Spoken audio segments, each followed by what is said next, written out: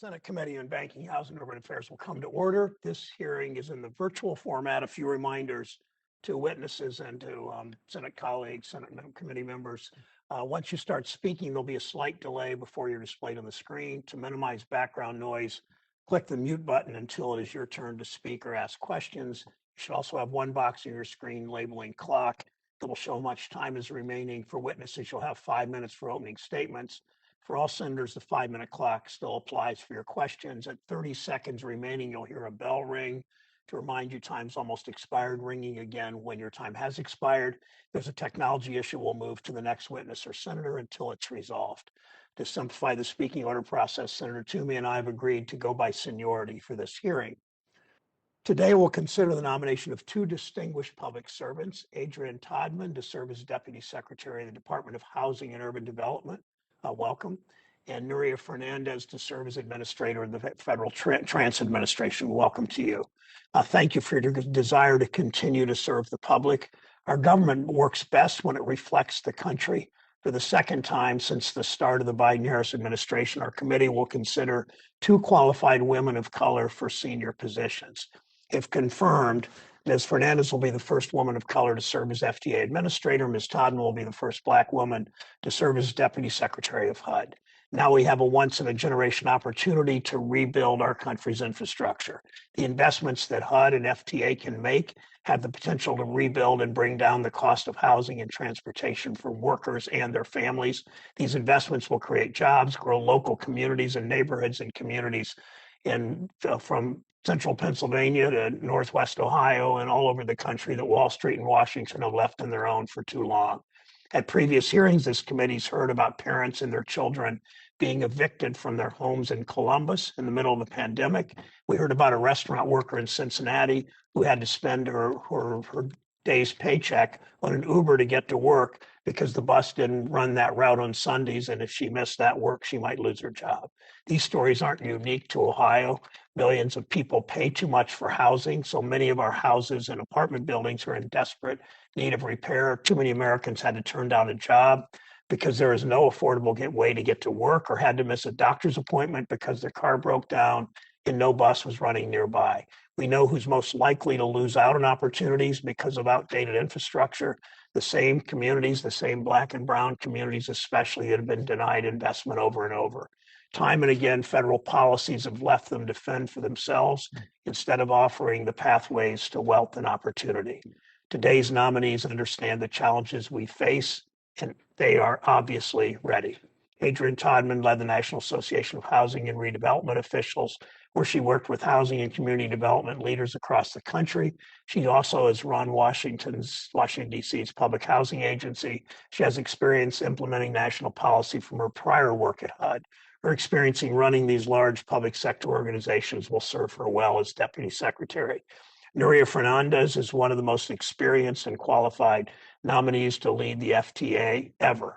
She'd already served the agency as deputy administrator and acting administrator during the Clinton administration. Before rejoining FTA this year, Ms. Fernandez ran the Santa Clara Valley Transportation Authority. She's an industry expert at delivering complex, high-profile infrastructure projects. And like all the witnesses whom we bring in front of this committee, she understands the dignity of work. High-quality transit is simply not possible without good workers. She's dedicated significant time during her career to ensuring that transit workers have the training they need to safely and efficiently do their work serving the public. Whether you're in our urban communities, our rural communities, or in Indian country, HUD and FTA have critical roles in helping us make equitable and sustainable infrastructure investments so we can build thriving communities. I look forward to hearing from both Ms. Fernandez and Ms. Todman today and moving their nominations through this committee quickly so that they can get to work to serve the American people. Senator Toomey. Thank you, Mr. Chairman, Ms. Todman, and Deputy Administrator Fernandez. Welcome to both of you, and thank you for your willingness to serve. President Biden recently reached his 100th day in office, and so I think it's a good occasion to review what he promised and what he's been delivering. President Biden promised to be a unifier who would work across the aisle with both parties. Unfortunately, what he's delivered is a really partisan, classic tax and spend liberal agenda. He's pushed enormous spending plans to achieve the liberal wish list that he had, and he's proposing raising taxes in all sorts of ways, including undoing the 2017 tax reforms that helped create the best economy of my lifetime. Ms. Todman and Deputy Administrator Fernandez have been nominated for important leadership positions at two agencies, HUD and FTA, that both will play a central role in the administration's tax and spend plans. Let's consider housing first. After Congress just finished providing more than $80 billion for housing in response to COVID in 2020, that was on top of the $50 billion we annually spend on HUD programs alone, not to mention the billions that we spend on other housing programs. And then, of course, there's the tens of billions that we forego in tax revenue to subsidize housing in various ways. On top of all that, in this past March, the Biden administration pushed through an additional $32 billion for housing, purportedly in response to COVID. But the Democrats' March spending bill was not about providing COVID relief, and we know that because it made funding available for years after the expected end of the pandemic. For example, CBO estimates that none of the bill's $5 billion for HUD's homelessness assistance will even be spent in 2021. And that's not surprising since HUD has only spent a fraction of the money it was provided in the March 2020 CARES Act. In fact, as of this May, HUD has only spent 29% of these funds. But amazingly, the Biden administration is now proposing almost $250 billion more for housing in its so-called infrastructure bill, which is really mostly a multi-trillion-dollar expansion of the welfare state with a little bit of infrastructure sprinkled in. The administration wants Congress to spend $40 billion to upgrade public housing projects, places where people generally don't want to live. The Biden administration is also imposing burdensome housing regulations that will stifle economic growth. For example, the administration keeps extending a nationwide eviction moratorium that lacks both a legal basis and an economic justification. Just last week, a federal judge ruled that the moratorium is unlawful, and there's clearly no economic justification for it since Congress has allocated billions and billions of dollars in rental assistance, stimulus checks, unemployment benefits, all to ensure that people could pay their bills. But many small landlords will be harmed by this eviction moratorium, and maybe more importantly, it will make the housing supply less available and more expensive over time. Democrats have taken a similar approach to transit spending after Congress just finished providing more than $40 billion for transit in response to COVID in 2020, that on top of the $12 billion we annually spend on transit. This March, the Biden administration and congressional Democrats pushed through on a partisan basis an additional $30 billion for transit, purportedly in response to COVID. So that's a total of $82 billion that Congress spent on transit alone over the course of 1 year. You might wonder what the annual cost of operating all of the transit agencies in the U.S. combined adds up to. Well, in 2019, it was $54 billion. My colleagues try to justify the spending by saying that transit systems could collapse from declines in ridership and state and local government revenues, but ridership never dropped to zero, and ridership has increased significantly since the worst days of the pandemic last spring. And these systems are by definition local. They serve a city or maybe a metropolitan area. Should these local jurisdictions and states have any responsibility at all to pay for these systems? Evidently not, according to some of my colleagues. But remember, the fact is, on the whole, state and local tax collections set an all-time record high in 2020. And then on top of that, we sent them $500 billion for COVID relief. And then 2 months ago, the Democrat spending bill gave them yet another $350 billion. Now the Biden administration wants yet another $85 billion for transit as part of this really extraordinary spending binge. Now let's consider just one measure of how excessive this is. If we pass this Biden proposal, along with the FAST Act reauthorization, and we combine it with the $82 billion we provided just over the last year, we could have instead bought every transit commuter in America a $30,000 car. That's how much money we're spending. Given the billions that Democrats have spent and want to spend on housing and transit, I hope we'll hear from today's nominees about how they plan to protect taxpayer dollars, protect it from waste and misuse. Both HUD and FTA have important missions. HUD serves many low-income Americans. FTA supports public transportation services for millions of Americans. We just can't irresponsibly throw tens and hundreds of billions of dollars in these general directions without reform and oversight. As the Biden administration continues to consider an infrastructure package, it's my hope that it'll keep its focus on actual infrastructure and not simply an expansion of the welfare state as has been proposed. Thank you, Mr. Chairman.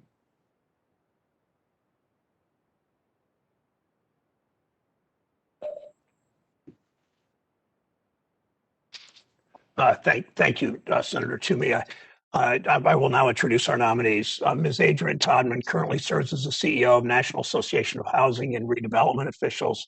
She served as the executive director of the DC Housing Authority in several career positions at HUD. She's also served as legislative director for Congressman Ron DeLugo, the first delegate representing the U.S. Virgin Islands. Welcome, Ms. Todman. Ms. Nuria Fernandez was appointed by President Biden as Deputy Administrator of the FTA this past January. She's now serving as Acting Administrator. This is her second appointment to FTA. She served as Deputy Administrator starting in 1997, was Acting Administrator from 99 to 01. Prior to joining the administration, Ms. Fernandez was the General Manager and CEO of the Santa Clara Valley Transportation Authority in Greater San Jose, California, starting in 2013, responsible for 2,100 employees. She managed the operation of transit services in the Silicon Valley area. She oversaw the development and construction of a two-phase extension of the BART rail system. She's also held senior leadership roles at the New York, Chicago, and Washington, D.C. transit agencies. Welcome, Ms. Fernandez. Ms. Todman, if you would begin for 5 minutes. Thank you. Oh, I'm sorry, I need to swear you each in. I apologize. So would you each rise and raise your right hands, even if you're partly out of camera view? So, thank you. Well, then, do you swear or affirm the testimony you are about to give is the truth, the whole truth, and nothing but the truth, so help you God? I do. Do you agree to appear and testify before any duly constituted committee of the Senate? I will. I will. Okay, thank you.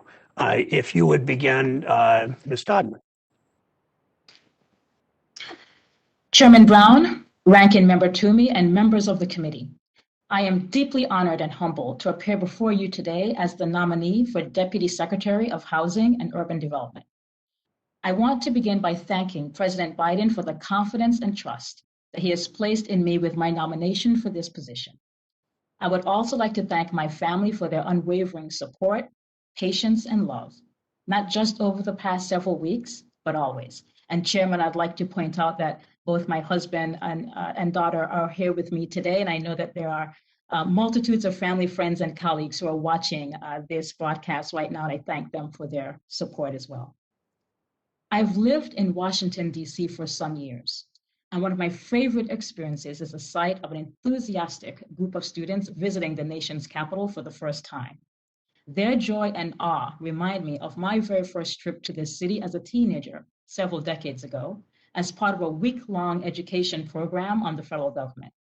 I traveled here from the U.S. Virgin Islands, where I was born and raised, and I recall returning home inspired. That inspiration and my belief in the power of public service led me back to Washington, D.C. I spent the early years of my career working in the office of Congressman Ron DeLugo, the delegate from the Virgin Islands, on matters important to families who live there. After my tenure on the Hill, I had the great fortune of joining the career staff in the Office of Public and Indian Housing at HUD. There, I helped stand up a new national program designed to revitalize distressed public housing units and provide self-sufficiency programs. Following that role, I became a policy aide in the Office of Assistant Secretary for Public and Indian Housing, and later served in the Office of the Secretary, where my experience with HUD programs broadened. I also have years of experience as a local housing practitioner. During my tenure as the Executive Director of the DC Housing Authority, I led efforts to preserve public housing units and expand youth-focused programs. I worked closely with private landlords to improve and streamline the tenant-based voucher program and helped voucher holders explore a variety of neighborhoods. I worked with homeless service providers and other organizations dedicated to serving vulnerable populations, such as young adults aging out of the foster care system, survivors of domestic abuse, and veterans experiencing homelessness. In addition, I worked with all stakeholders, from developers to lenders to community members, to build and manage new affordable housing units. While leadership is paramount, sound management is critical. During my tenure at both the District of Columbia Housing Authority and the National Association of Housing and Redevelopment Officials, I worked to strengthen our business systems, ensure sound financial management, and provide staff the resources needed to effectively do their jobs. As a leader and manager, I emphasize each person's importance to our mission, no matter their role. My career in government and the nonprofit sector have been dedicated to improving people's lives and strengthening communities through housing. Sadly, this is out of reach for far too many Americans, particularly people of color.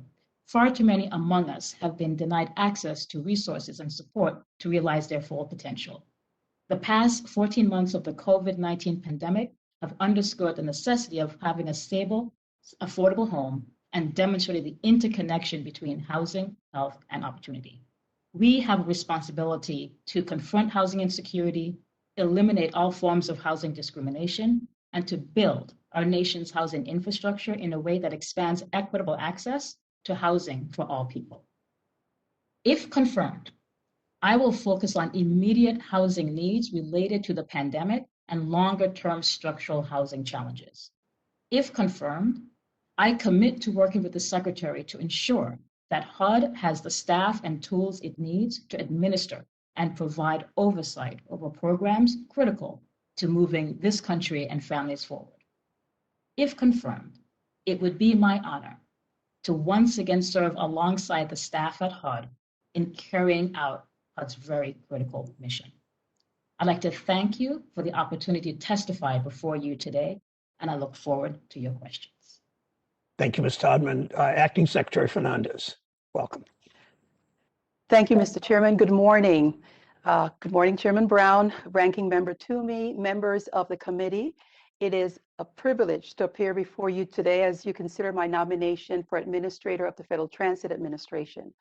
I am honored and humbled that President Biden and Secretary Buttigieg have entrusted me to serve in this role. Please allow me a moment to recognize someone special. My husband, Dan Hall, a native of Cleveland, Ohio, and a Glenville High School graduate of class of '67, is here with me.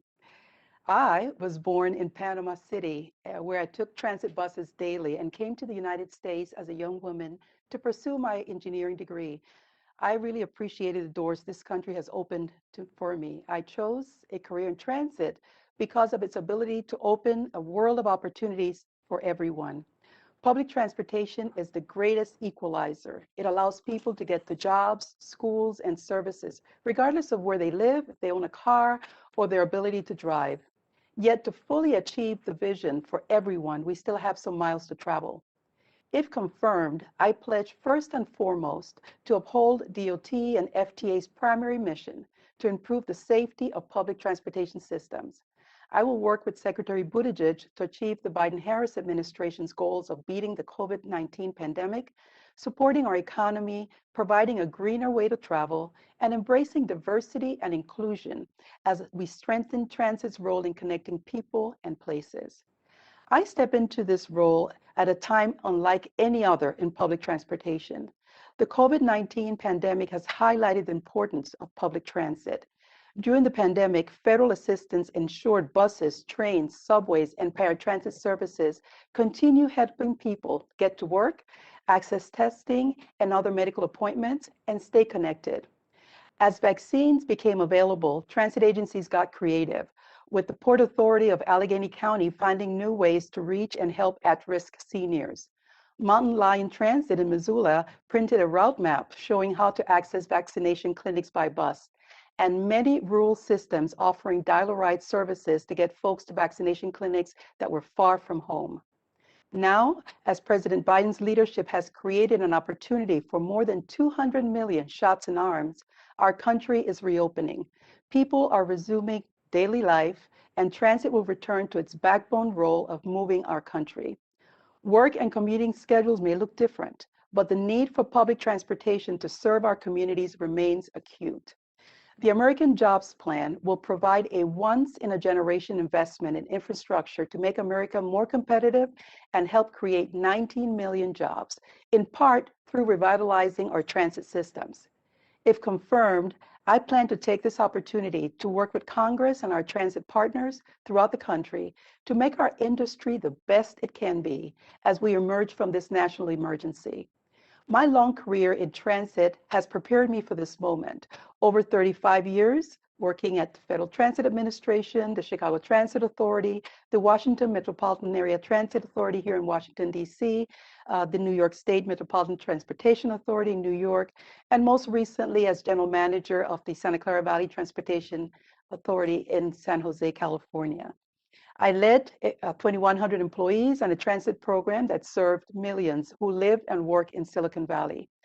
Under my direction, the Valley Transportation Authority established an innovation center to collaborate with tech companies and universities to find new ways to improve mobility.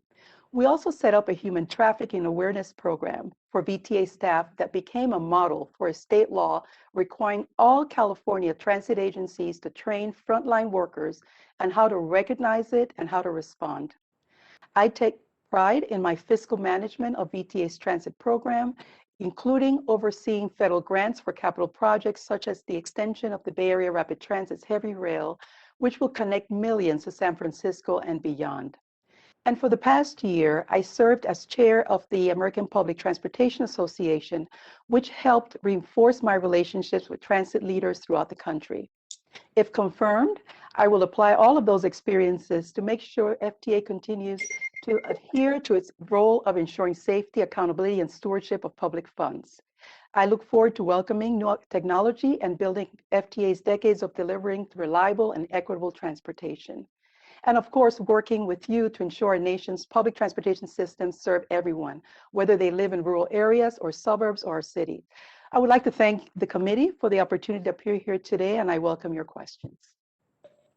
Thank you, Administrator Fernandez, for those comments.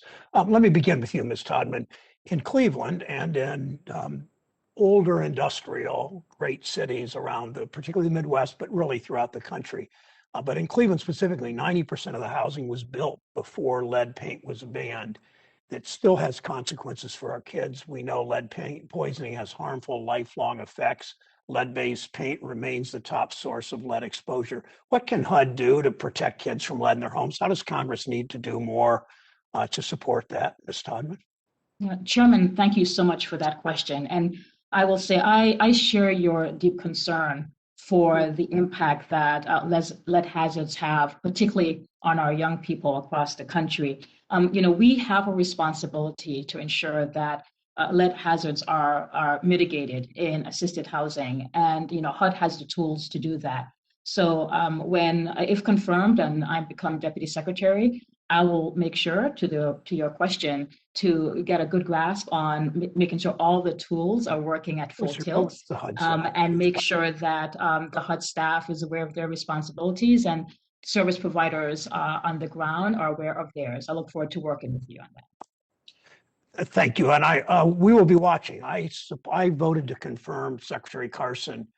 He was a neurologist or a brain surgeon, I believe, and he knew what lead did to the human brain, the developing, very young human brain, and we just didn't see much action, frankly. And we will be watching and making sure that you live up to those commitments that you and my friend Secretary Fudge and President Biden have made on lead.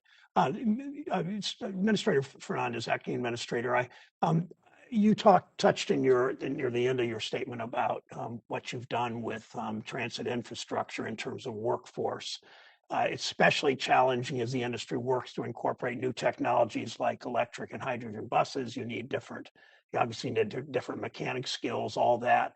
That I've heard these workers will require workers to know computer programming as much as mechanics. What are the major outstanding needs in the transit workforce in terms of recruitment and retention and training? What should we be doing to address those needs? Thank you very much for your question, Mr. Chairman. Creating high-quality American jobs is core to the Biden-Harris administration's Build Back Better vision, and a workforce development program is at the center, and it's important to Secretary Buttigieg as well as myself. So FTA is committed to supporting efforts to recruit and train the next generation of transit workers. As you may know, the American Jobs Plan does have a recommendation to increase the number of technology for transit fleet, and converting that fleet to a low or no emission is going to introduce a series of technologies, battery electric Technology will be one of them.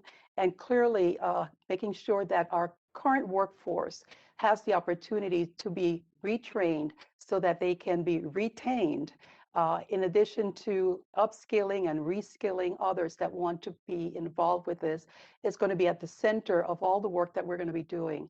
On April 15, the FTA announced a $5 million funding opportunity for a new transit workforce center, and it's going to provide technical assistance to the transit industry to be able to implement the best practices in workforce development.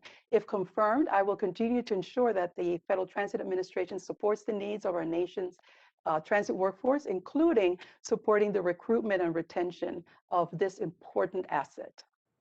Thank you, Ms. Fernandez.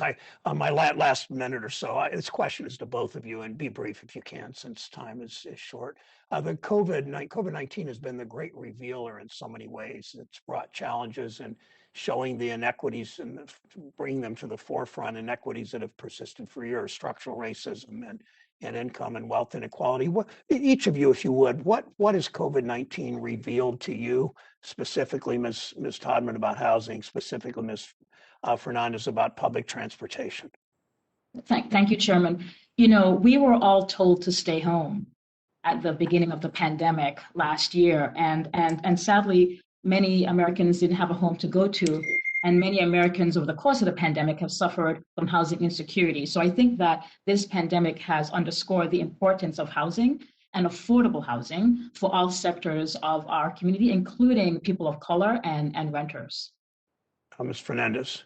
Yes, thank you, Mr. Chairman. The pandemic has also, in addition to the lack of housing in proximity to public transportation, the pandemic has also highlighted the disparities that communities have been historically underserved, have experienced. We've encountered transit deserts where there was not viable transportation options for individuals that needed to go to vaccination centers and get tested. So there is an opportunity to work closer, and I look forward, if confirmed, to working with the Department of Housing and Urban Development to ensure that there is not only affordable housing proximate to public transportation, but within FTA that there is public transit, high quality public transit available for all.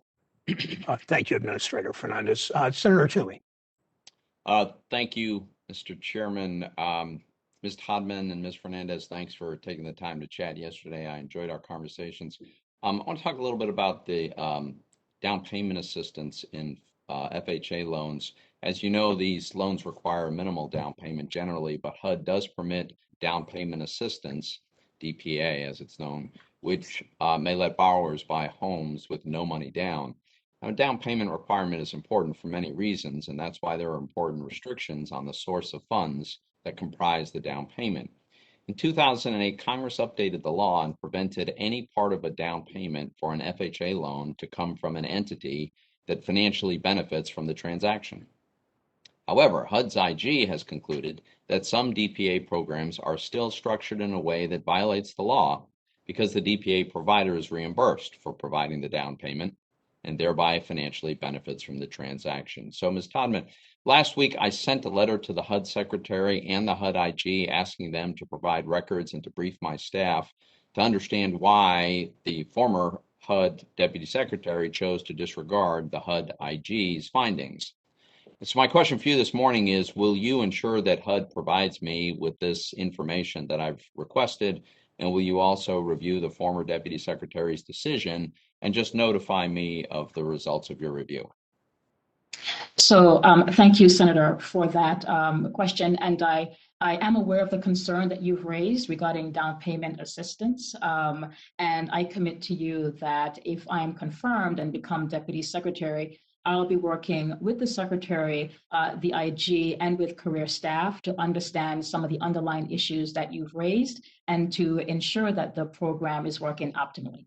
And you'll communicate that to me. This is a reasonable request that I've made as a member of the committee that has jurisdiction and oversight responsibilities. If I'm Deputy Secretary, I will commit to communicating with you, Senator.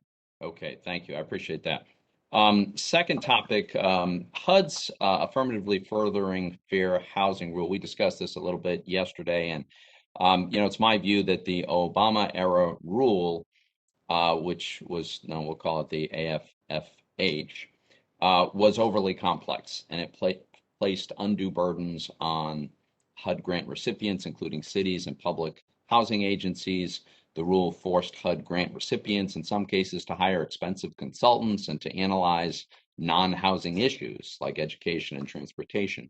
And as we discussed yesterday, under your leadership, NARO criticized the Obama-era rule for these very reasons. In a 2018 letter about the AFFH rule, NARO wrote that, and I quote, "Housing agencies should be able to complete any required assessments without having to hire a consultant," end quote.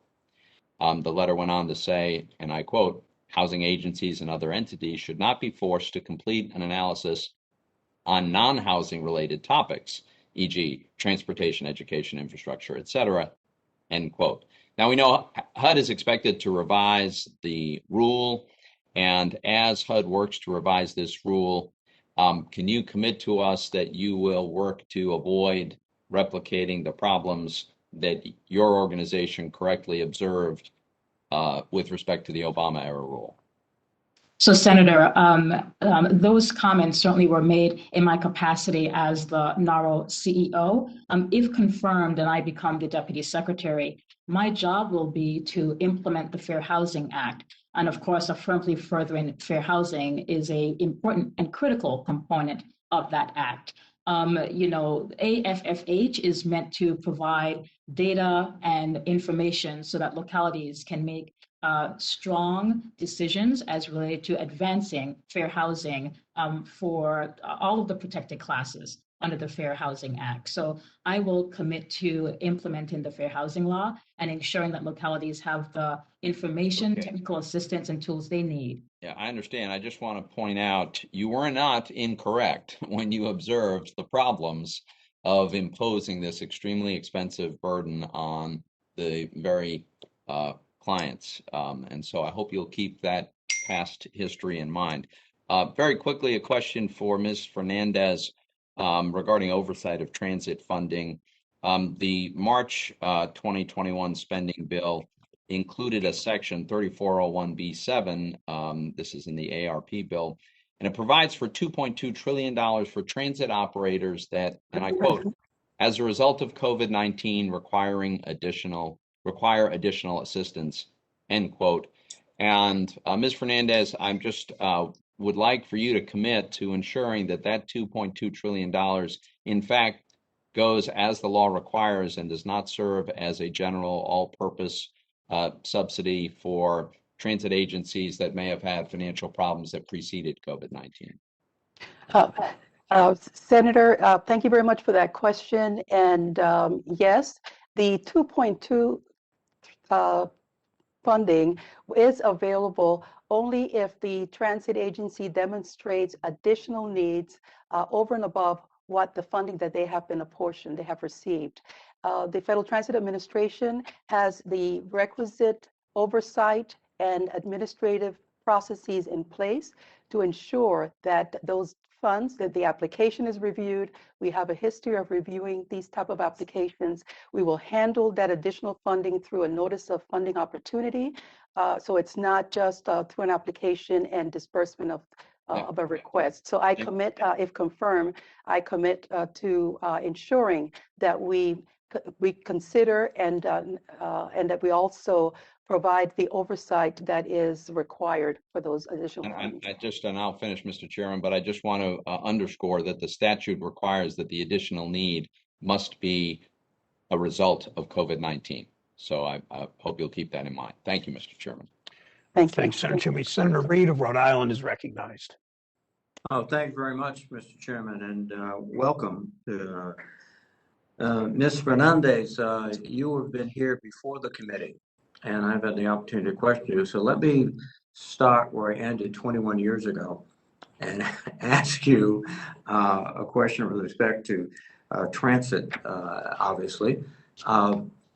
We have done a lot at the federal level providing capital expenses for transit systems.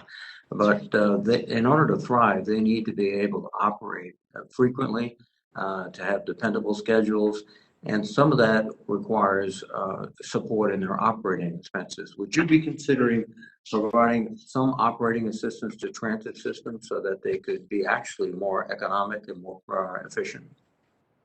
Senator, I thank you so much for that question. The public transportation industry has encountered one of its greatest challenges ever, and that is through this pandemic. The Federal Transit Administration, through support of Congress and the funding, and thanks very much for approving the 3 recovery relief bills. It has really helped stabilize the industry, but the industry needs to recover, but also maintain service, and it needs to be stronger when we emerge from this pandemic. The challenges encountered, I believe, at this time are being addressed, but they're not going to be resolved overnight. And that's one of the reasons why, as we look at the funding that have been appropriated 3 times to support operations of transit systems, those funds will be used over multiple years to ensure that transit agencies can get back on a solid footing and will be able, once again, to reemerge stronger as they continue to provide services to all needed communities. Well, thank you very much. Just another quick question, Ms. Fernandez. That is, we have worked very, very hard, and Senator Collins has worked to provide low and no vehicle emission grants to transit systems so they can buy electric buses and other types of low emission buses. But can you talk about quickly the scale of investment? We've been in we've invested some money in the flood, but it's nothing compared to what I think we need. For a quick example, we've got 4 or 5 buses in Richter, our Rhode Island system. They have 240 buses that have to be replaced. So can you just give a quick sort of scale issue? Yes, thank you, Senator. The low or no emission program has turned out to be a very popular program. As you may know, we have issued a notice of funding opportunity, which closed on April 12th. That funding opportunity offered $180 million available for transit agencies that wanted to transition into new technologies that were no emissions technology. And we have received over 180 applications that total close to $1 billion. So the need is clearly there, and that's one of the reasons why the American Jobs proposal that the president has presented to Congress includes additional $25 billion for no emission transition for bus fleets across America. Thank you so much. Ms. Todman, I'm a big fan of the Family Self-Sufficiency Program. I've seen it working in Rhode Island and working well. And it really gives a transformative effect to families and allows them to move on, buy houses, to do many things. I hope you are a fan of FSS too, is that correct? I am a huge fan of family self-sufficiency, Senator. In fact, I've not been to a FSS graduation where I didn't shed a tear on how much hope the families felt about their experience in the program. Well, thank you very much. And thank you both for your willingness to serve. And thank you, Mr. Chairman. Senator Reed, Senator Rounds from South Dakota is recognized. Thank you, Mr. Chairman. I'd like to begin by thanking both of our witnesses for appearing and also for your willingness to serve. Ms. Todman, I'd like to begin with you. During your written testimony, you talked at length about your experience in the Office of Public and Indian Housing. I'm sure that will serve as a good foundation for your work as Deputy Secretary if you're confirmed. As you may know, South Dakota is home to 9 federally recognized tribes, so Native American housing issues are critically important to my constituents. Can you discuss how the challenges you encountered while working on Native American housing issues will inform your work as a deputy secretary? Yeah, thank you, Senator. I had the good fortune of when I worked at HUD in the Office of Public and Indian Housing, I had some exposure to issues of importance on Native American housing. So I appreciate this question and your concern.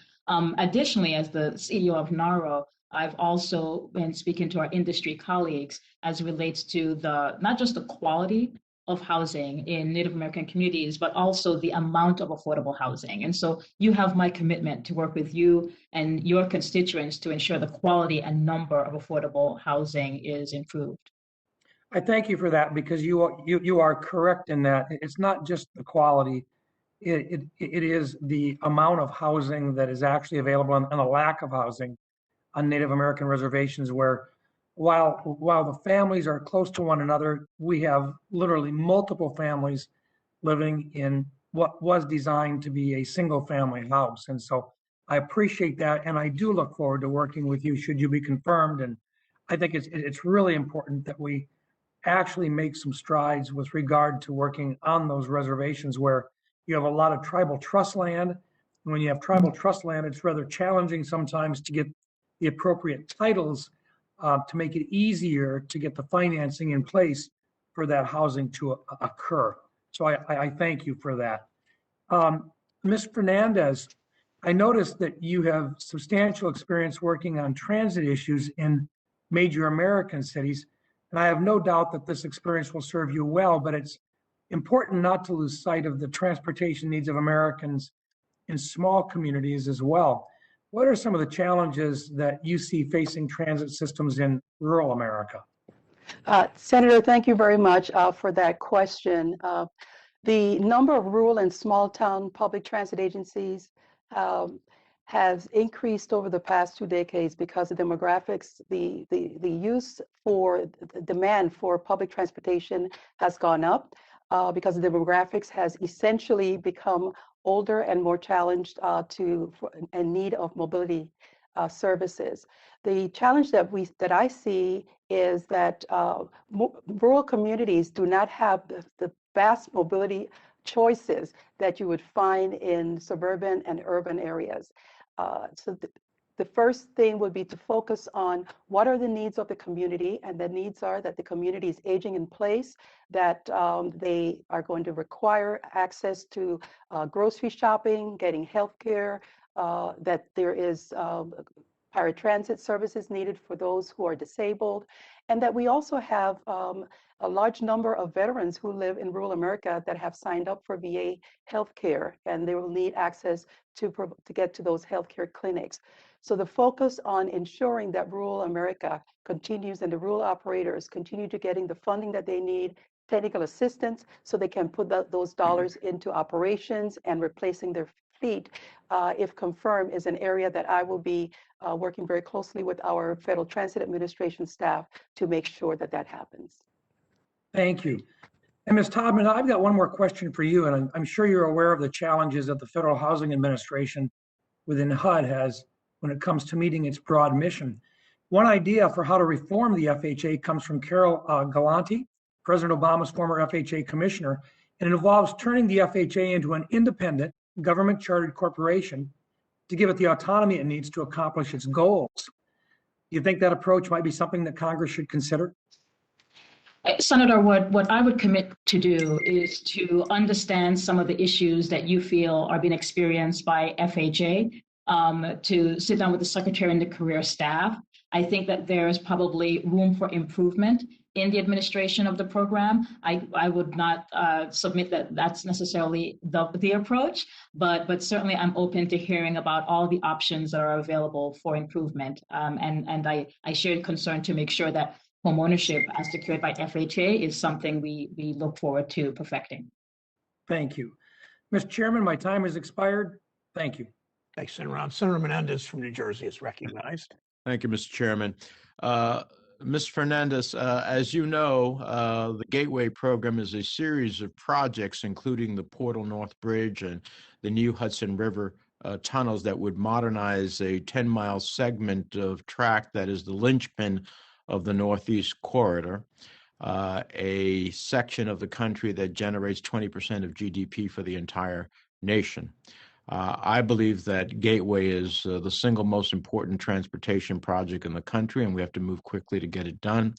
I appreciate that the President and the administration have consistently highlighted the importance of Gateway, and the Federal Railroad Administration has already committed to completing the environmental review process by the end of the month. But I think FTA has a vital role to play here as well. Do you agree that Gateway is a project of national significance? Senator, thank you. Yes, I agree that the Gateway is a project of national significance. The Hudson Tunnel, which is part of the Gateway program, is an essential link. Okay. And would you commit to working with the project sponsors and the congressional delegations in the coming months to get the Gateway project underway? If confirmed, I commit to working with the project sponsors as they take all the necessary steps to complete the requirements for receipt of the SIG funding. Thank you. Ms. Todman, under the last administration, HUD relocated key multifamily housing staff from its office in Newark to the New York regional office. This, combined with the fact that HUD has never had a Region 2 administrator from New Jersey going back at least a quarter of a century, troubles me because it suggests that HUD is not prioritizing New Jersey's housing needs. And as a former mayor, I know that this presents a significant challenge for residents, landlords, and property managers. New York and New Jersey have very different housing needs and challenges. And so we look for HUD to have boots on the ground that are familiar with New Jersey's unique needs. How would you ensure that the Newark office has the staff that it needs and the New Jersey remains a priority at HUD? Senator, thank you. You should know that staffing at HUD is one of my top priorities if I'm confirmed. And I commit to you to understanding more about how those decisions may have impacted performance, particularly for your constituency, and working with the Secretary and other staff at HUD to make sure that that performance is improved. I will make sure that your constituency in New Jersey is feeling as much attention as they deserve if I'm confirmed. Thank you. I've raised this issue with the Secretary, and I think she has a good understanding of it as well. Let me ask you, during your time working in public housing, was it your experience that the areas in which public and affordable housing were located also had access to good jobs, schools, and economic opportunities? Sadly, not often, Senator. Yeah. And that is, in fact, one of our challenges. As families move further away from job centers in search of more affordable housing, one would expect their transportation costs to increase. So doesn't this mean that Congress and HUD should look to take transportation access into account when designing affordable housing policy? You know, Senator, transit-oriented development has been something that's been top of mind for many people in the industry, and I know for folks at HUD as well. So I certainly commit to you to take a look at HUD's programs, ensure that topics like transit-oriented development is taken into consideration. I agree with you that I listened to Ms. Fernandez's testimony. It is far too many people, including lower-income families, who have the greatest transportation burden. And so we want to make sure that we can bring to bear HUD's resources to alleviate that. I appreciate hearing that answer, because that's why I'm introducing the Livable Communities Act, which would create a grant program to incentivize the coordinated development of affordable housing and transit so that we can expand access to better economic opportunities. And upon your confirmation, look forward to that. Finally, as part of the American Rescue Plan, my provision providing $100 million for housing counseling was included. I appreciate the chairman's help in that regard. How can HUD best utilize housing counseling programs to ensure that homeowners and renters can stay in their homes? And how do we ensure that the 40% of counseling funds set aside for low-income and minority communities are distributed to counselors that serve those at-risk families in a timely manner? Thank you, Senator. Counseling is very critical to make sure that families are making smart decisions for themselves. I believe that those funds were directed to an entity outside of HUD. So what I can commit to is making sure that HUD is doing its role in informing folks about the access to those funds and everything we can with our housing programs to make sure families are making smart decisions. Well, thank you. I look forward to supporting both of you. Thank you, Mr. Chairman. Thank you, Senator Menendez. Senator Tester from Montana is recognized. Yeah, thank you, Mr. Chairman. And I want to thank Senator Toomey also, and I want to thank the two witnesses that are here today. As I listened to the opening statements by both the chairman and the ranking member, there's a lot we agree on, certainly some things we don't agree on. But I think there's one thing for certain, whether you come from a rural state like Montana or you come from more urban areas in this country, affordable, accessible housing is an incredible challenge. And I think it is a challenge that, quite frankly, is having economic detriment to this country. I can tell you there are communities that can't recruit new businesses because there's no place for the folks to live. There's businesses that cannot expand because there's no fake place for folks to live. And this isn't in places, not only places where there's millions of people that live, but also in places where there's just a few thousand people that live. And so this is a huge issue, and I know that the president is trying to address this through his infrastructure bill, and I agree. I believe housing is infrastructure. I think the challenge is how do we get it built? How do we maximize those tax dollars so that we get the largest number of affordable houses, workforce housing houses, however you want to put it, built in this nation, whether it's in a rural state like Montana or rural areas of this country, or whether it's in more urban areas. And so, Ms. Todman, I'd like to get your opinion on that. If we were to, how would HUD like to have these dollars directed? I'll just tell you, I personally don't think it's the smartest thing in the world for us just to build housing as the federal government. I think how we get the most houses built is by leveraging dollars with private sector entities, whether that's through buying down loans or through the tax code or whatever. I'm interested to know what your vision is, though, about how best we can get houses built. And by the way, if you disagree with me, that's fine. I'm still going to vote for you. Okay. So just tell me what your vision is. Yeah, thank you for that question, Senator. I've had the great privilege of visiting your state during my tenure as the NARA CEO, so I understand the deep concerns that are there about rural housing. You know, HUD has many tools in its toolkit, and I'll expressly think about the home program that can be leveraged in ways to also incorporate private sector funding, as you've discussed. So what I commit to do is perhaps come in revisiting Montana and hearing more from the individuals there in their rural parts of your states about the hardships that they're facing and maybe hardships they're facing applying HUD programs. And so I commit to you to learn more and to expand that education into action. Well, you're certainly invited to Montana. I look forward to your predecessor actually did come out and visit Indian country. And I know Senator Rounds has already touched on Indian country. Indian country housing is just significantly more of a challenge. And quite frankly, it shouldn't be, but it is for a number of reasons.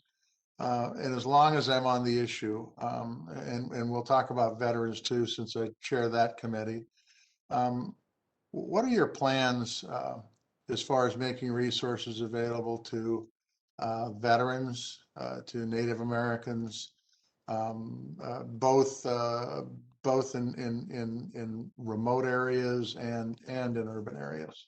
Yeah. Senator, you'll be pleased to know that I have vast experience in the HUD's Veterans Program. Their partnership with Veterans Affairs is priceless.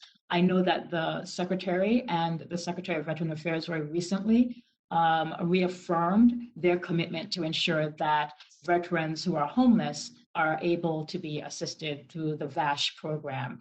And so you have my commitment to make sure that the VA medical centers and the housing agencies in your state are aware of the best practices to use that program. And I also am aware that there's been some expansion or talk of expansion anyway of having Native American communities have access to VASH as well. So you have my commitment on this issue, sir. Okay, last and not least, senior housing. It's a huge problem. We've got people that have spent their lifetime building this nation that now oftentimes have no place that's livable to live. What's your thoughts on senior housing? Yeah, Senator, the Section 202 program at HUD is a very critical one to the expansion of senior housing. And I've had the great pleasure of building senior housing myself with partners. So you have my commitment on that point. You know, we are facing the silver tsunami, as you will. And so I know that this is a growing constituency of individuals who need access not just to housing, but to housing that has appropriate universal features so that they can live with dignity. I appreciate that. You know, as we talk about the infrastructure bill, I would tell you, hopefully you'll get confirmed and confirmed quickly so that we can utilize your knowledge in this development. So thank you. Thank you, Mr. Chairman. Thank you. Silver tsunami. I must admit, I've never heard that term. So thank you. Senator Moran from Kansas is recognized. Chairman Brown from Ohio, thank you for the recognition. It's a pleasure to be with you. I want to raise a couple of questions with Nuria Fernandez. Good morning. Good morning. First of all, I want to highlight efforts that we've made over a long period of time to make sure that there is an understanding about the importance of transit in rural America. I think too often it is stereotyped as something that is urban or suburban, and the needs of rural citizens are significant in trying to get to the grocery store, to get to the doctor, to see family, and the distances are significant and create significant handicaps. In many instances, we are different in our way that we approach transit, but hugely important. But I want to focus on one topic related to transit, and it's the comparison between electric vehicles and natural gas or renewable natural gas vehicles. Electric buses can cost up to twice as much as renewable natural gas buses. Infrastructure costs, it's an additional $250,000 per electric bus for charging infrastructure. And batteries are not made generally in the United States and involve rare minerals that are often located in places that are challenging and politically unstable. So I'm trying to see if there's an opportunity for a more balanced approach between electric vehicles and renewable natural gas vehicles in the program. There is the low and no emissions bus program was created to accelerate the movement away from fleets using diesel and gasoline. But it's my understanding that no grant has ever been given to a non-electric vehicle. And the result of that, I think, is that without this cost-benefit analysis, we have transit authorities that are unable to move toward electric and yet are not moving toward renewable natural gas. So I think the outcome of that is that we are using costlier buses, perhaps with zero emissions, but no movement toward less costly and more practical buses that have very minimal or no and very low emissions. And so for what I was interested in hearing, if you want to dispute my premise or describe to me your theory on how this program could or should be administered in your tenure at the Federal Transit Authority. Is there not room and is there not value to low emission buses using renewable natural gas, often generated from farm waste and other natural kind of circumstances? Or is this a no emission electric bus only administration? Senator, thank you very much for your question. I share your concern that there is a need for a transition into a technology that reduces greenhouse gases. And the Federal Transit Administration, over the course of the past few years, through the low and no emission pilot program, has made opportunities available for transit systems to apply for grants that can demonstrate that the projects that they're pursuing and applying to their technology, to their fleets, are going to provide the least amount of damage to the environment. if confirmed, I commit to working with you to identify the further opportunities around the type of technologies that can ensure that the Biden-Harris administration's drive to reduce global greenhouse gases, improve our climate, and combat the change that is affecting all life on Earth, that can be achieved. Ms. Fernandez, I welcome that and would welcome a conversation with you whenever you're available to further discuss this topic. My encouragement would be that there be a cost-benefit analysis that helps determine where priorities should lie. And I know that a number of major transit authorities in the country are moving to purchase renewable natural gas buses. And I'd be happy to hear further from you, and thank you for the opportunity to raise this topic with you this morning. I look forward to that conversation, Senator. Thank you, ma'am. Confirmed. Thank you. Thanks, Senator Moran. Senator Cortez Masto from Nevada is recognized. Mr. Chairman, thank you. Thank you to the ranking member as well. Congratulations on your nominations. Ms. Fernandez, let me start with you. In 2018, the Regional Transportation Commission of Washoe County completed their 4th Street and Prater Way bus rapid transit project ahead of schedule and under budget. And then in March of this year, they also completed the Virginia Street Bus Rapid Transit Extension Project early and under budget. My colleagues and I from Nevada have written to you urging the approval of RTC's request to utilize its project cost savings to further enhance these 2 projects for bus enhancements at the downtown Reno 4th Street station and additional bus lanes and accessible sidewalks in the Virginia Street project corridor.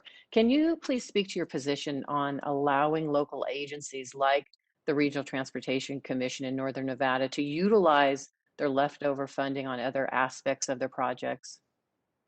Senator, it's always great news when projects are delivered within the agreed schedule and under budget.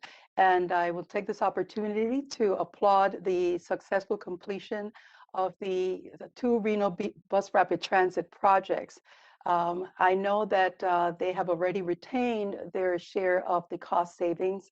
And if confirmed, I will commit to carefully considering such requests from the project sponsors. Wonderful. That's great news. Thank you. And I hope you consider them in a favorable way that benefits continued improvements in Northern Nevada. Let me move on. Transit remains a critical tool to address climate change and serve the workforce. And there is a need for flexibility and creativity in how we provide that. I introduced the bipartisan Moving First Act to create more smart communities, as well as the Better Plan Act to enhance coordination between metropolitan planning organizations, local land use agencies, and housing stakeholders to align transportation plans with local housing goals and employment centers. In your view, Ms. Fernandez, what other ways can the FAST Act reauthorization be shaped to bring higher density housing, particularly for the workforce, into existing transit corridors to increase ridership and lower housing costs? Senator, as you know, co-locating affordable housing in corridors where there's existing transportation investments not only removes the burden of cost of travel and housing for individuals of low income, but it also provides access to other opportunities, having that connection. The department is currently reinvigorating a partnership with the U.S. Housing and Urban Development to identify ways where we can provide affordable housing choices near high quality transit. If confirmed, I look forward to continue that collaboration and build a stronger partnership with HUD so that we can ensure that transit and public transportation and affordable housing are integrated. Thank you, and I look forward to that partnership as well. Ms. Todman, let me address an issue that hasn't come up yet, which is youth homelessness. Nevada is 3rd in the nation for the total number of unaccompanied youth experiencing homelessness and the highest rate of unsheltered and unaccompanied homeless youth. With the help of HUD dollars, centers like the Shannon West Homeless Youth Center in Las Vegas and the CARES Complex in Washoe County have given young Nevadans at risk of homelessness a place to stay and receive wraparound services to help them succeed. If confirmed, what measures can HUD take in both the short term and long term to address youth homelessness? Thank you for that question, Senator. And I truly share your concern about youth homelessness. Some of our youth that are homeless today are a result of, children who are aging out of the foster care system. And I was very pleased to see HUD over the past several years look to step up access to the voucher program for those young individuals. And I commit to you to continuing to be very steadfast on this issue. No youth in this country should experience homelessness, and we just need to find ways to improve their condition. And I commit to you to learning more about what's causing youth hopelessness in your state and see where HUD's tools can address it. Thank you. Thank you again, both of you, and congratulations. Thank you. Thanks, Senator Cortez Masto. Senator Van Hollen from Maryland is recognized. Thank you, Mr. Chairman, and congratulations to both of you on your nominations, and thank you for your willingness to serve if confirmed. Ms. Todman, if I could start with the housing question, I support President Biden's America Jobs Plan, and I support the need to expand housing on the supply side. But I don't think that that should come at the expense of expanding access to affordable housing through vouchers. And Mr. Chairman, I would like to put in the record a recent report from the Center on Budget and Policy Priorities entitled More Housing Vouchers, Most Important Step to Help More People Afford Stable Homes. Without objection, so ordered. Thank you. So, Ms. Todman, last Congress, Senator Todd Young and I introduced and passed bipartisan legislation to establish a pilot program for housing choice voucher mobility demonstration. And we got it funded, and all the evidence from around the country indicates that providing families with the opportunity to get a voucher to move to higher areas of opportunity is an important way to help lift people out of poverty. And so we have introduced bipartisan legislation to establish 500,000 of family stability and opportunity vouchers. And I just want to get your thoughts on how you see these kind of vouchers as being a very important tool as part of the American Jobs Act to increase the affordable housing. Senator, thank you for your interest in the voucher program and certainly on mobility issues. The voucher program is really important program for so many reasons, and not just solidifying housing security, but also to get to some of the points that you've raised, making sure that families have access to good schools and strong community amenities by using their voucher to move to other neighborhoods. I know that HUD, I think very recently, perhaps as recent as last week, did announce the first round of mobility grants to housing agencies across the country. And if I'm confirmed as Deputy Secretary, I commit to you to continue the work that HUD is doing, but also learn ways that we can expand access to mobility. And some of that comes through also using the existing program and providing technical assistance on how vouchers can be used for mobility efforts. So I agree with you. Vouchers are really critical in the housing ecosystem, and I commit to working with you. I appreciate that. And I do think we need to take a quantum jump forward when it comes to the supply of these housing affordability vouchers, and especially those with the wraparound services for families and the mobility component. Ms. Fernandez, let me just ask you a couple questions on the transit front, which obviously is essential to getting people to and from work. And one of the things we've also experienced both before COVID and after COVID have been increased assaults on some transit drivers. We've introduced legislation last year, planning on reintroducing it to address that issue, and just looking for your commitment to work with us to address the issue of driver safety when it comes to transit. Senator, thank you for that very important question. The safety of transit workforce has been an issue that has remained front and center since I rejoined the Federal Transit Administration. Frontline workers are doing they're public servants that are doing a public service.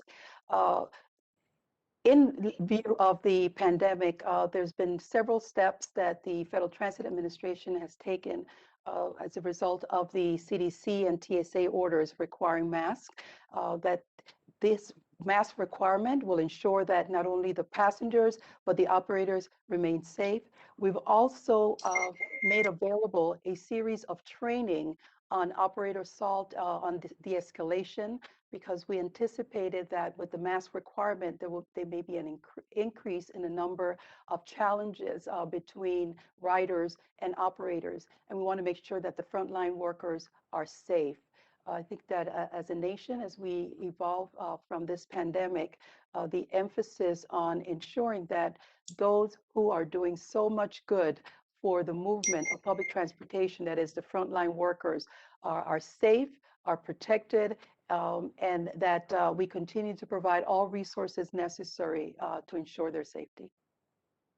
Thank you, and I'll submit for the record my next question, but just to the chairman and ranking member, I do want to pursue the reality that right now the federal share for highways to states is much more generous than the federal share for transit programs. But in areas like Baltimore City, where much of our road system has been built out, we need to modernize it.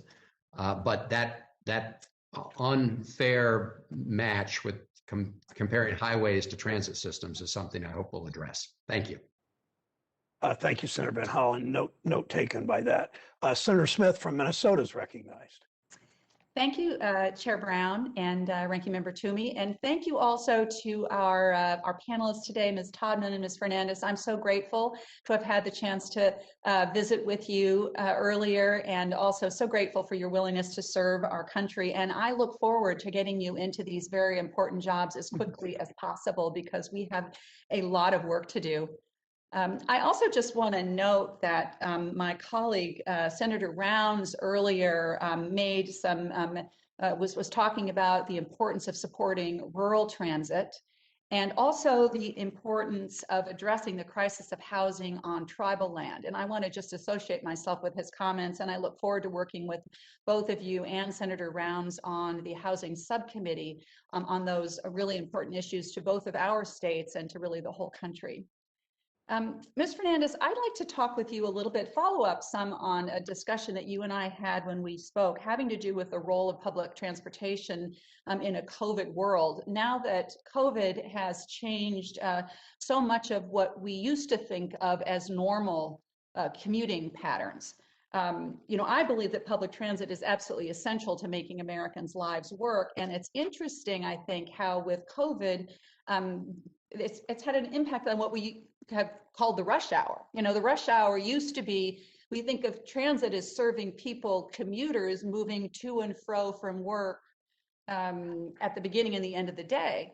But of course, COVID has showed us how essential transit is to essential workers who might not keep regular 9 to 5 hours, and how essential it can be to people who maybe are working at home and rely on transit to run errands or get to healthcare, get to school, so many other not regular 9 to 5 work-related issues.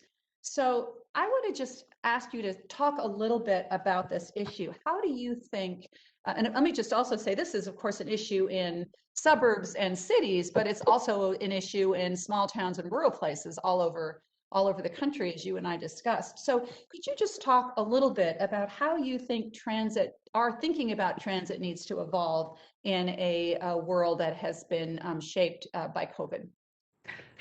Thank you very much for your question, Senator. As you know, the administration is committed to building and maintaining public transportation system that meets the essential mobility needs of the nation's communities, whether it's large, medium, or small. And the COVID pandemic has really taught us that even when office workforce is able to work from home, transit is going to still be vital because there are so many more people who cannot do their work from home. There's so many people who are going to continue to need access to healthcare, to school, and to jobs. And that need runs the gamut across our nation. I'm also confident that we're going to build back better and stronger and make transit safe and convenient so that riders will return as well as grow the ridership. If confirmed, I will ensure that the Federal Transit Administration continues to work towards adding transit industry's recovery from the COVID pandemic impacts to ensure that we have a transit system that is responsive to this new normal, this new reality that we're going to be facing. But recognizing that its vitality and its criticality is something that is always going to be necessary. Transit is that connection to opportunity that people really have depended on. Thank you very much. I really appreciate your comments, and I also appreciate your operating experience, which I think will bring exactly the right kind of attitude, implementation attitude to your role. So I think you clearly understand that transit is about connecting people to opportunity and access to not only to jobs, but also to school, to healthcare, to groceries, to healthy food, to all of the things that they need to make their lives work. So thank you so much. And I look forward to having you join me in Minnesota when, once you're confirmed, so that we can talk more about these issues and maybe touch on some of these issues around rural transit that I know are so important. Mr. Chair, I just have a couple of seconds left. I want to quickly turn to Ms. Todman and just say, you and I also spoke about my worries about what will happen when we see these eviction moratoria expanding and the intense pressure that this is going to put on renters. And if just in just a few minutes, could you talk a little bit about the importance of the emergency rental assistance program and what we need to do to protect Americans who are facing a potentially very steep cliff? Absolutely. I think the emergency rental assistance program is critical to make sure that people are able to stay in their homes. I know that Treasury just last week released the second round of funding, which is promising. And I'm hopeful that states and localities are able to get those funds into the hands of families and landlords as quickly as possible so we can prevent evictions. Thank you. Well, I look forward to working with you on that very closely. Thank you, Mr. Chair. Thanks, Senator Smith. Senator Warnock from Georgia is recognized. Thank you so very much, Mr. Chairman. In recent years, I've seen enthusiasm for expanded public transportation options and service in the Atlanta region and across Georgia. This year, for the very first time, the Georgia State Legislature included a direct appropriation for Atlanta's transit system, MARTA. It was not a lot of money, but it was an important symbolic step. And last year, state lawmakers also provided a dedicated funding stream for public transportation that is expected to generate $40 million annually for transit projects. In a state like Georgia, this is a big win for communities. It's a big win for the environment and for equity. Ms. Fernandez, the Capital Investment Grant Program is the main source, as you know, federal funding for transit construction and expansion. It is a critical tool for expanding public transportation networks. If confirmed, how would you ensure this program better serves regions that have not historically prioritized big public transportation investments? Thank you for your question, Senator. The Capital Investment Grant Program is a program that does just that. It extends opportunities for existing routes and also adds new service to areas that are either currently underserved or areas that do not have easy access to public transit. If confirmed, I look forward to working with you to better understand some of the opportunities that the Atlanta area is pursuing, but also to ensure that through the American Jobs Plan that the President has proposed, there's going to be additional funding, $85 billion in funding to address the state of good repair, in addition to modernizing the transit systems and expanding into areas that are not currently served. Thank you.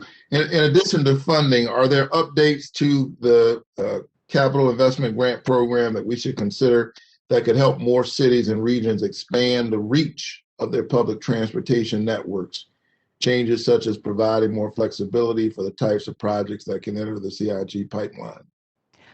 Senator, the Federal Transit Administration provides technical assistance to all grant recipients, and there is opportunity for communities that are interested in applying for a capital investment grant to work with the Federal Transit Administration and for our regional offices to be in contact with those community and project sponsors to highlight the number of areas that are available to them for consideration.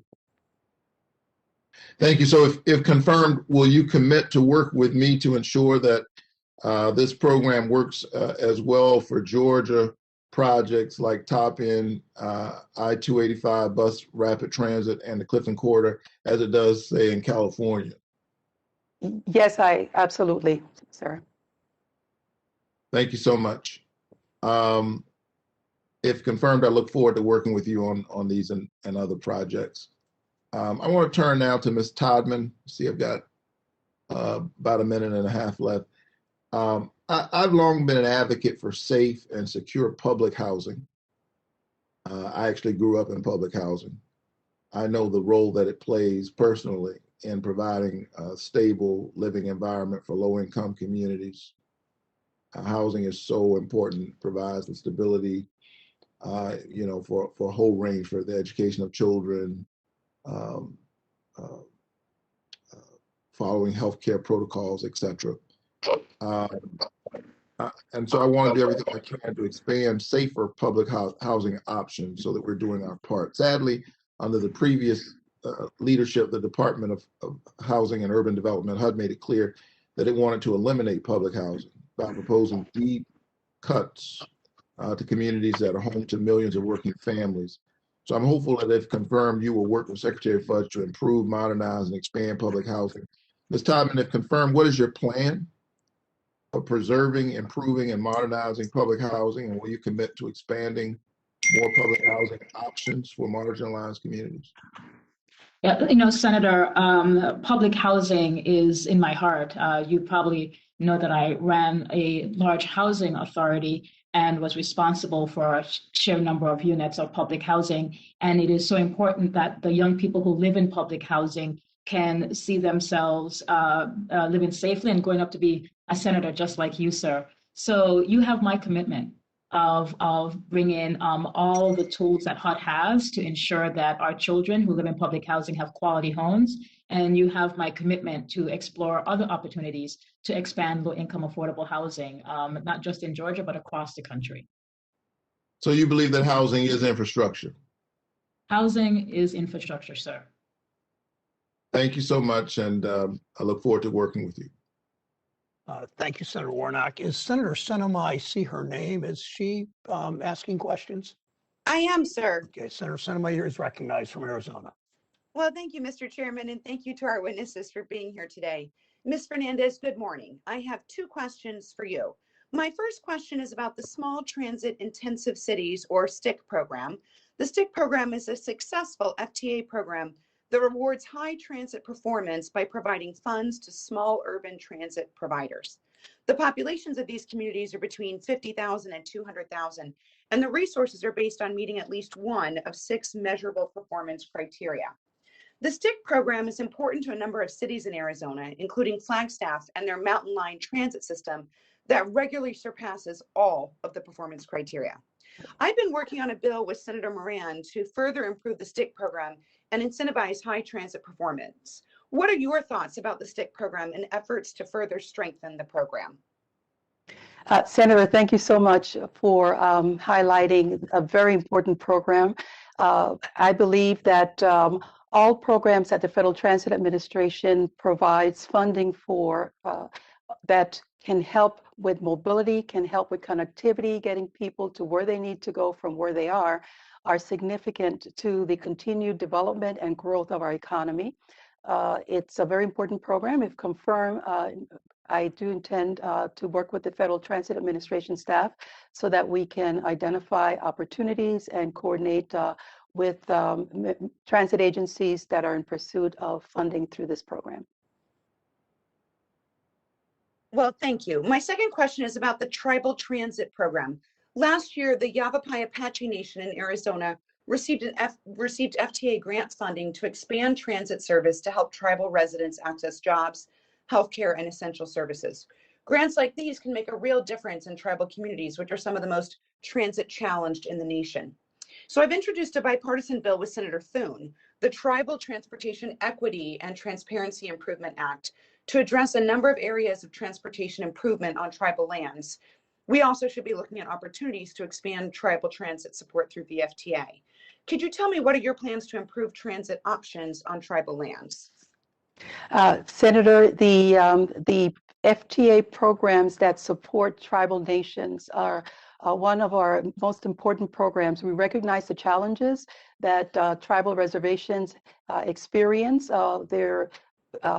The distances that they have to travel to get essential services, and clearly that the opportunities to not only stay engaged with the tribal nations, but work with them to identify options that they can add to their demand services, possibly expand their regional transportation systems, that those will be front and center as we talk about the importance of connecting tribal nations, the rural community, to stay connected with their essential needs for, as you mentioned, grocery shopping, healthcare, which is one of the principal requirements that we have seen in demand through the on-demand services, is to connect with healthcare.